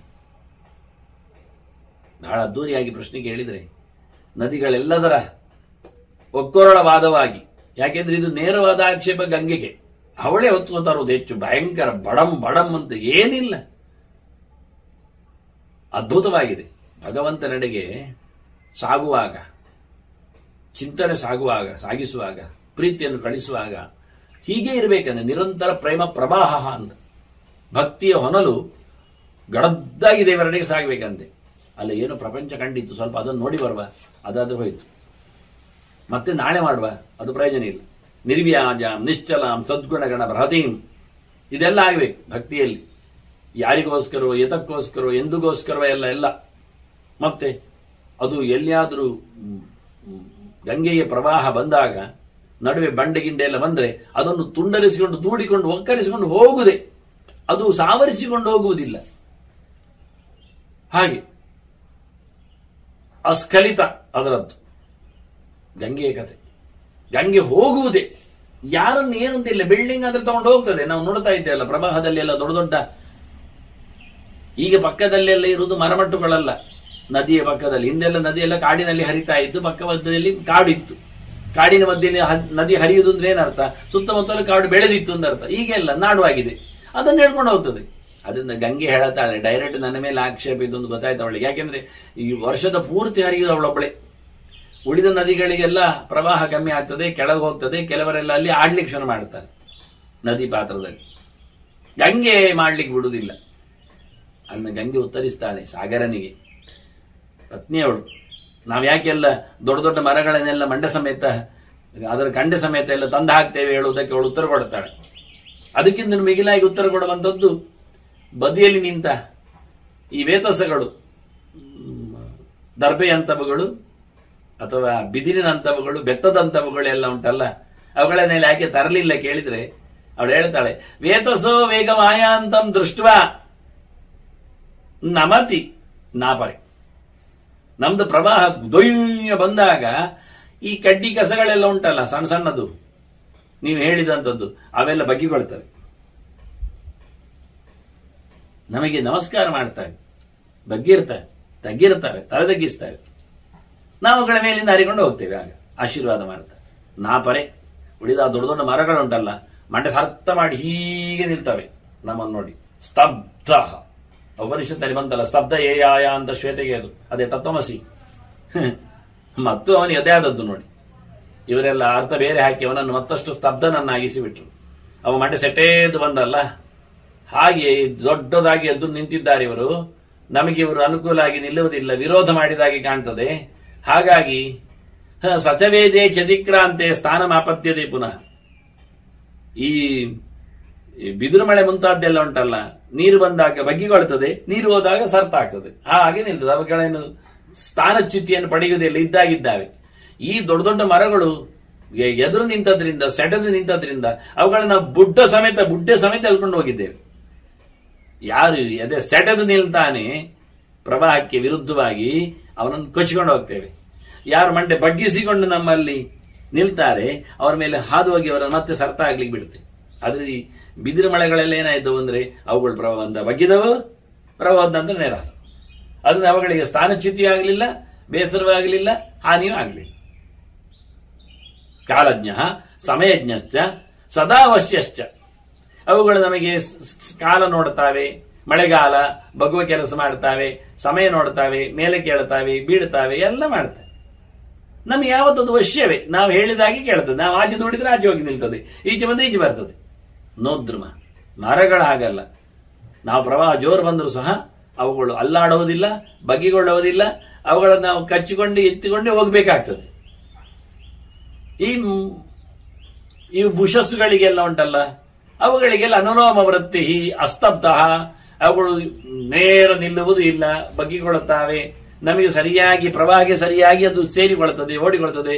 ಮರ ವಾಪಸ್ ದೂಡುವುದಿಲ್ಲ ನಮ್ಮನ್ನು, ಅದರೊಟ್ಟಿಗೆ ನಾವು ಸೇರಿಕೊಳ್ಳುತ್ತೇವೆ. ತೇನ ನಾತ್ಯೇತಿವೆ ಸಹ. ಆದ್ರಿಂದ ಅವುಗಳು ಹರಿದು ಬರುವುದಿಲ್ಲ ನಿನ್ನೆಡೆಗೆ. ಆರಾಮವಾಗಿ ಅದು ಹತ್ತಿರದಲ್ಲಿದ್ರು, ನಮ್ಮ ನದಿ ಪಾತ್ರದಲ್ಲೇ ಸಣ್ಣ ಸಣ್ಣ ಬುಷಸ್ಸುಗಳಿದ್ರು ಏನಾಗುವುದಿಲ್ಲ. ಮಾರುತೋತಕ ವೇಗೇನ ಏನಮಂತಿ ಉನ್ನಮಂತಿ. ಗಾಳಿ ಬೀಸಿದಾಗಲೂ ಬಗ್ತಾವೆ, ನೀರು ಬಂದಾಗಲೂ ಬಗ್ತಾವೆ. ಹಾಗಾಗಿ ಅವುಗಳಿಗೆ ತೊಂದರೆ ಇಲ್ಲ, ತಾಪತ್ರಯ ಇಲ್ಲ, ತುಂಡಾಗುವುದಿಲ್ಲ, ಏನಿಲ್ಲ. ಅಲ್ಲಾಡ್ತವೆ, ಅಲ್ಲೇ ಕೂತ್ಕೊಳ್ತವೆ. ಆದ್ರಿಂದ ಗಾಳಿ, ನೀರು, ಮಳೆ, ಚಳಿ ಇದಕ್ಕೆಲ್ಲ ಯಾವುದಕ್ಕೂ ಬಗ್ಗುತ್ತಾವೆ, ನೇರಾಗ್ತವೆ. ಆದ್ರಿಂದ ಅವುಗಳಿಗೆ ಹಾನಿ ಇಲ್ಲ. ಓಷಧ್ಯ, ಪಾದಪ, ಗುಲ್ಮ, ಬುಷಸ್ಸುಗಳು, ಬಳ್ಳಿಗಳು, ಬೆತ್ತಗಳು ಇವೆಲ್ಲ ಹಾಗೆ. ನತೇ ಯಾಂತಿ ಪರಾಭವಂ. ಅವುಗಳಿಗೆ ಸೋಲಿಲ್ಲ, ತೊಂದರೆ ಇಲ್ಲ, ಹಾನಿ ಇಲ್ಲ, ನಾಶ ಇಲ್ಲ. ಆರಾಮ ಅಲ್ಲೇ ಇರ್ತಾವೆ. ಎಷ್ಟು ದೊಡ್ಡ ಮಳೆ ಪ್ರವಾಹ ಬಂದ್ರು ಅದರೊಳಗೆ ಇರ್ತಾವೆ. ಮಳೆ ಪ್ರವಾಹ ಹೋದ ನಂತರ ಹಾಗೆ ತಲೆ ಮೇಲೆ ಮಾಡಿ ಒಂದಿಷ್ಟು ಕಸಗಡ್ಡಿಗಳೆಲ್ಲ ಜಾಯಿಂಟ್ ಆಗಿರ್ತದೆ ಅದ್ರಲ್ಲಿ ಅಷ್ಟೇ, ಮತ್ತೆ ಬಿಟ್ಕೊಡ್ತಾ ಹೋಗ್ತಾರೆ. ಹೀಗೆ ಬಹಳ ಚಂದವಾಗಿ ಗಂಗೆ ಸಾಗರನಿಗೆ ಉತ್ತರ ಕೊಟ್ಟು ಸಮಾಧಾನ ಪಡಿಸ್ತಾಳೆ. ಬಗ್ಗಿದವುಗಳು ಬಾಳ್ತಾವೆ ಅಂತ ಒಂದು ಸಣ್ಣ ನೀತಿ ಅದರಿಂದ ಆ ಕಥೆಯಲ್ಲಿ ಭೀಷ್ಮರು ಹೇಳುತ್ತಾರೆ. ನೋಡಿ, ಯೋ ಹಿ ಶತ್ರೋ ವಿವೃದ್ಧಸ್ಯ. ಅವನ ಪ್ರಶ್ನೆ ಏನಿತ್ತು ಧರ್ಮರಾಜನದ್ದು? ಬೆಳೆದ ಶತ್ರುವಿನ ಎದುರು ದುರ್ಬಲ ರಾಜನ ಕಥೆ ಏನು ಅಂತ. ಅದಕ್ಕೆ ಭೀಷ್ಮರು ಹೇಳ್ತಾರೆ, ಯೋ ಹಿ ಶತ್ರೋ ವಿವೃದ್ಧಸ್ಯ ಪ್ರಭೋಹೋ ಬಂಧ ವಿನಾಶನೆ ಪೂರ್ವನ್ನ ಸಹತೆ ವೇಗ. ಅವನು ನಮಗೆ ಉಪದ್ರ ಕೊಡುವುದನ್ನು, ನಮ್ಮನ್ನು ಸೆರೆ ಹಿಡಿಯುವುದನ್ನು, ನಮಗೆ ಹಾಗೆ ಹೊಡಿಲಿಕ್ಕೆ ಬರುವುದನ್ನು, ಪ್ರಬಲ ಶತ್ರುವಿನ ದಾಳಿಯನ್ನು ನಾವು ಸಹನೆ ಮಾಡದಿದ್ರೆ, ವಿರೋಧಿಸಿದ್ರೆ, ಸೆಡೆದು ನಿಂತರೆ ಆ ದೊಡ್ಡ ಮರಗಳಾಗಿ ಬುಡ್ಡೆ ಸಮೇತ ಹೋಗ್ಬೇಕಾಗ್ತದೆ. ಅದರ ಬದಲು ಏನ್ ಮಾಡಬೇಕು? ಪ್ರಬಲ ಶತ್ರು ಬಂದಾಗ ಮಂಡೆ ಬಗ್ಗಿಸಬೇಕು. ಅವನ ವೇಗವನ್ನು ನಾವು ಎದುರುಗೊಳ್ಳುತ್ತೇವೆ ಹೇಳಿದ್ರೆ ಕ್ಷಿಪ್ರಮೇವ ವಿನಶ್ಯತಿ, ಸಾವನ್ನು ಪಡಿಬೇಕಾಗ್ತದೆ. ಅದರ ಬದಲು ಸಮವಾಗಿ ವಿಶೇಷವಾಗಿ ಚಿಂತನೆ ಮಾಡಿಕೊಂಡು ಸಾರಂ ಬಲಂ ವೀರ್ಯಂ ಆತ್ಮನಃ ದ್ವಿಷತಶ್ಚಯ ಜಾನನ್ ವಿಚರತಿ ಪ್ರಾಜ್ಞ ನಸಯಾತಿ ಪರಾಭವ. ಯಾರು ದುರ್ಬಲ, ಎಷ್ಟು ದುರ್ಬಲ, ಹೇಗೆ ದುರ್ಬಲ, ಅವನೆಷ್ಟು ಪ್ರಬಲ, ಶತ್ರು ಹೇಗಿದ್ದಾನೆ, ಸರಿಯಾಗಿ ವಿವೇಚನೆ ಮಾಡಿಕೊಂಡು ತನ್ನ ಶಕ್ತಿ ಏನು ಮತ್ತೆ ಶತ್ರುವಿನ ಗತಿ ಏನು ಇದರ ಬಗ್ಗೆ ಚೆನ್ನಾಗಿ ಮಾಡಿಕೊಂಡು ಹೇಗೆ ನಡೆಸುವ ಅಂತ ಯೋಚನೆ ಮಾಡಿಕೊಂಡು ಇದ್ದವನಿಗೆ ಎಂದೂ ಸಹ ಸೋಲಿಲ್ಲ. ಅವನು ತಲೆ ಖರ್ಚು ಮಾಡಿದ್ದಾನೆ ಅಂತ ಅರ್ಥ. ಬುದ್ಧಿಬಲ ಜೋರಿದೆ ಇಲ್ಲಿ. ಏಕಾಏಕಿಯಾಗಿ ಪ್ರಬಲನಾದ ಶತ್ರುವಿನಿಗೆ ಎದೆ ಕೊಟ್ಟರೆ ದೊಡ್ಡ ಮರದಂತೆ ಸಾಯ್ಬೇಕಾಗ್ತದೆ. ಏವಮೇವ ಯದಾ ವಿದ್ವಾನ್ ಮನ್ಯತೆ ವಿಪುಲಂ ಬಲಂ. ಶತ್ರು ದೊಡ್ಡವನಿದ್ದಾನೆ ಅಂತ ತಿಳಿದು ಬಿಟ್ರೆ ಸಂಶ್ರಯೇತ್ ವೈತಸೀಂ ವೃತ್ತಿ. ಇದಕ್ಕೊಂದು ವೃತ್ತಿ ಹೆಸರೇ ಕೊಟ್ಟರು, ವೇತಸ. ವೇತಸ ಅಂತ ನಾನು ಹೇಳಿದ್ದೇನೆ. ವೇತಸ ಅಂದ್ರೆ ಜೊಂದು ಅಂತ ಇಟ್ಕೊಳ್ಳಿ, ಹುಲ್ಲು ಅಂತ ತಗೊಳ್ಳಿ, ಬೆತ್ತ ಅಂತ ಹೇಳಿ, ಅಥವಾ ಬಿದಿರು ಅಂತ ಕರೀರಿ, ಬ್ಯಾಂಬು, ಏನೋ ಒಂದು ಬಗೆಯದ್ದು ಮಾಡಿ, ಅಂತೂ ಬಗ್ಗುವಂತ ಒಂದು ಗಿಡ ಮರಗಳು ಅಷ್ಟೇ. ನೀರು ಬಂದಾಗ ಬಗ್ಗಿಕೊಳ್ತವೆ, ಮತ್ತೆ ನೇರ ಆಗ್ತವೆ ಅಂತ ಆಗಿ ಅದನ್ನದೇ ವೇತಸ ಅಂತ ಕರೀತಾರೆ. ಅದು ಏನ್ ಮಾಡಿಕೊಂಡಿತ್ತು? ನೀರು ಪ್ರವಾಹ ಬಂದಾಗ ಬಗ್ಗಿಕೊಂಡಿತ್ತು, ಪ್ರವಾಹದ ನಂತರ ನೇರವಾಗಿತ್ತು. ಇದಕ್ಕೊಂದು ಹೆಸರು ಕೊಟ್ಟು ಬಿಟ್ರು, ವೈತಸಿ ವೃತ್ತಿ ಅಂತ. ಬಾಗಿ ಬದುಕುವ ವೃತ್ತಿ. ಬೇಕಾದಾಗ ಬಗ್ಗಿಕೊಂಡೇ ಇರುವುದಲ್ಲ, ಗುದು ತಿಂತ ಇರುವುದಲ್ಲ, ಬೇಕಾದಾಗ ಬಗ್ಗುವುದು, ಬೇಕಾದಾಗ ನೇರ ಆಗುವುದು. ಹಾಗಾಗಿ ಸಂಶ್ರಯತ್ ವೈತಸೀಂ ವೃತ್ತಿಂ ಏತತ್ ಪ್ರಜ್ಞಾನ ಲಕ್ಷಣ. ಇದು ಬುದ್ಧಿವಂತಿಕೆಯ ಲಕ್ಷಣ. ಕಂಡಾಬಟ್ಟೆ ತಿಳಿದವರು ಮಾಡುವ ಕಥೆ. ಬೇಕಾದಾಗ ಬಗ್ಲಿಕ್ಕೂ ತಯಾರು, ತಗ್ಲಿಕ್ಕೂ ತಯಾರು, ಬೆಳೆದಿದ್ದಾಗ ಮೆಟ್ಲಿಕ್ಕೂ ತಯಾರು, ಏರ್ಲಿಕ್ಕೂ ತಯಾರು. ಇಲ್ಲಿ ಕಲಿಯುವಾಗ ಒಂದು ಬಹಳ ಸಂಗತಿ ಹೇಳ್ತಾರೆ. ಅಂದ್ರೆ ಇವೆಲ್ಲ ರಾಜಕೀಯ ಸರಿ. ವೇದಾಂತದ ಟಚ್ ಎಷ್ಟು ಚೆನ್ನಾಗಿರ್ತದೆ ಅಂದರೆ ಸಂಶ್ರಯೇತ್ ವೈತಸೀಂ ವೃತ್ತಿಂ ಏತತ್ ಪ್ರಜ್ಞಾನ ಲಕ್ಷಣಂ. ಅಂದ್ರೆ ಎಂತದ್ದು? ಪರಮಾತ್ಮ ಅಲ್ವಾ, ಪ್ರಕೃಷ್ಟವಾದ ಉತ್ತಮ ಅಲ್ವಾ, ಅಖೇಯ ಪ್ರವಿಸಂಭೂಮ ಇದ್ದಾಗೆ.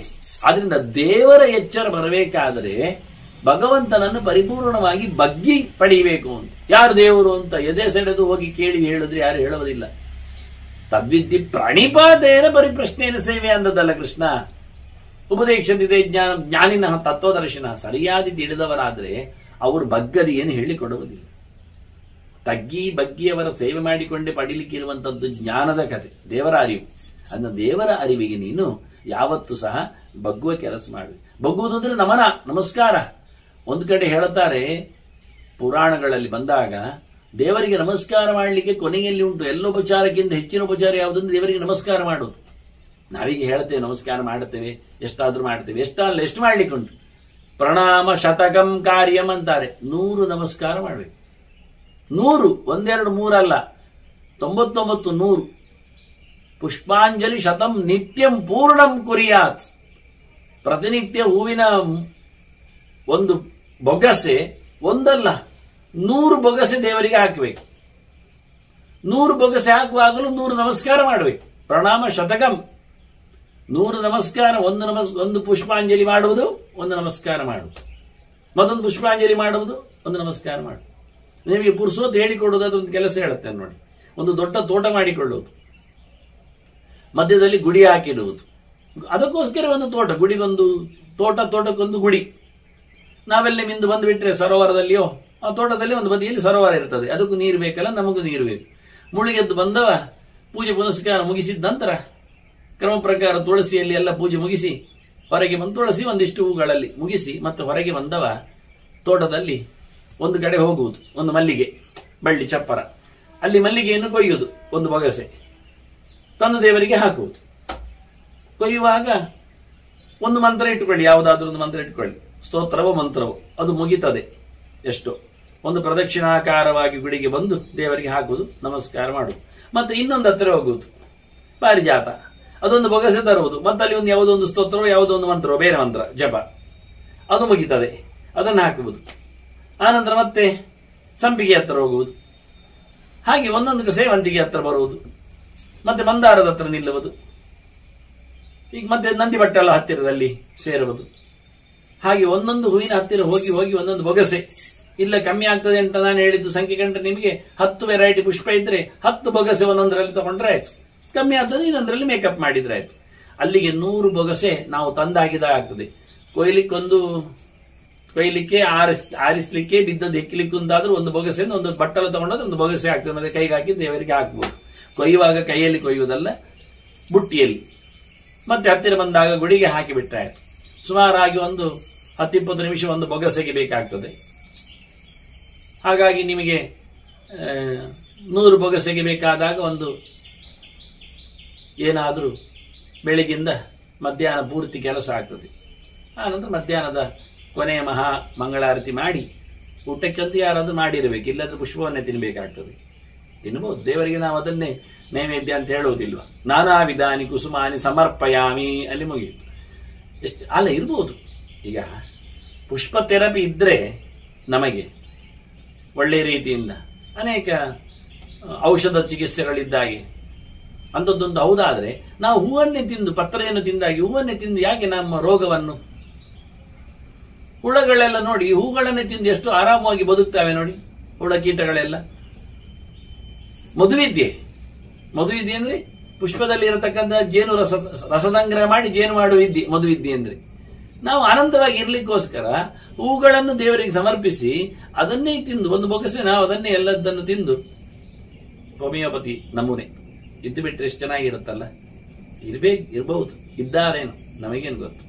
ಈ ಏನು ಹಾಲು ಕುಡಿಯುವವರು, ಕ್ಷೀರವ್ರತದವರು, ಮತ್ತೆ ಗಾಳಿ ಸೇವಿಸುವವರು, ಮೂಲ ಆಶಿಗಳು ಅಂದ್ರೆ ಬುಡದ ಅಡಿಯಲ್ಲಿದ್ದದ್ದು ಮಾತ್ರ, ನೆಲದ ಅಡಿಯಲ್ಲಿದ್ದು ಮಾತ್ರ ತಿಂತಾರೆ, ಮೇಲೆ ತಿನ್ನುವುದಿಲ್ಲ. ಇಂಥವರಲ್ಲಿ ಪುಷ್ಪಾಶಿಗಳೊಂದಿದ್ರೆ ಅನುಕೂಲ ಆಯ್ತಲ್ಲ, ನಾವೇ ಮಾಡ್ಲಿಕ್ಕೆ ಶುರು ಮಾಡಬಹುದಲ್ಲ. ಹಾಗೆ ದೇವರಿಗೆ ನಮಸ್ಕಾರವನ್ನು ಆದಷ್ಟು ಮಾಡಿದರೆ ಅವನು ನಿಜವಾಗಿ ಉದ್ಧಾರನಾಗ್ತಾನೆ, ಪರಮಾತ್ಮನ ಜ್ಞಾನಕ್ಕೆ ಬದ್ಧನಾಗ್ತಾನೆ ಅಂತ ಈ ಒಂದು ಸಂದೇಶಗಳು. ಇಂಥದ್ರಲ್ಲಿ ಕಥೆ ಆಗಿರ್ತದೆ, ರಾಜತಾನ ಇರ್ತದೆ, ಎಲ್ಲ ಸರಿ. ಅದರಲ್ಲಿ ವೇದಾಂತವು ಮಡುಗಟ್ಟಿದೆ, ನೋಡುವ ಕಣ್ಣುಗಳಿದ್ದಾಗ. ಅದರಿಂದ ನಾವು ಸಹ ಬೆತ್ತ ವೃತ್ತಿಯನ್ನು, ಬಾಗುವ ವೃತ್ತಿಯನ್ನು ಬಳಸಬೇಕು ಭಗವಂತನಿಗೆ ಸಾಗಲಿಕ್ಕೆ ಅಂತ ಅರ್ಥ ಆಗುತ್ತೆ. ಮುಂದೆ ಅನೇಕ ಪ್ರಶ್ನೆಗಳಲ್ಲಿ ನಮ್ಮ ಧರ್ಮರಾಜ ಬರ್ತಾನೆ, ಭೀಷ್ಮರು ಸಿಗ್ತಾರೆ. ನಾಳೆ ಅದರ ಚಿಂತನೆ ನಡೆಸುವ. ವಂದನೆಗಳು. ಶ್ರೀಕೃಷ್ಣ ನಾರಾಯಣ ನಾರಾಯಣ ನಾರಾಯಣ.